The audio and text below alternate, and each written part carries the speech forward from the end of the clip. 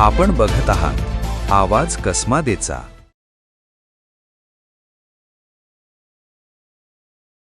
विवाह समारंभाचा मंडप काढताना झालेल्या भीषण अपघातात चांदवड तालुक्यातील शिवरे येथील मंडप व्यावसायिक ऋषिकेश कैलास मत्सागर वय वर्ष 27 यांचा दिंडोरी तालुक्यातील कसबी वनी इथं विजेचा धक्का लागून मृत्यू झाला। या घटनेमुळे शिवरे गावासह परिसरात हळहळ व्यक्त होतीये। मिळालेल्या माहितीनुसार कसबे वणी येथील कृपा हॉस्पिटल परिसरात एका शिक्षकांच्या मुलाचा विवाह समारंभासाठी उभारण्यात आलेला मंडप काढण्याचं काम सुरू होतं।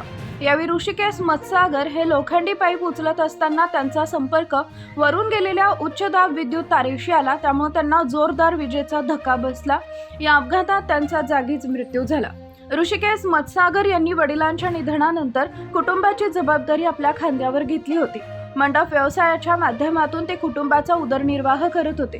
त्यांच्या अकाली निधनामुळे कुटुंबावर दुःखाचा डोंगर कोसळला असून गावात शोककळा पसरली आहे। दरम्यान या घटनेनंतर संतप्त नागरिकांनी संबंधितांवर कारवाईची मागणी केली आहे। महावितरण विभागाच्या निष्काळजीपणामुळे हा अपघात घडल्याचा आरोप करत संबंधित विभागावर गुन्हा दाखल करण्यात यावा अशी मागणी स्थानिकांकडून करण्यात आली आहे। या दुर्दैवी घटनेमुळे विवाह समारंभाचं वातावरण क्षणात शोकमय झालं असून परिसरात हळहळ व्यक्त केली जाते।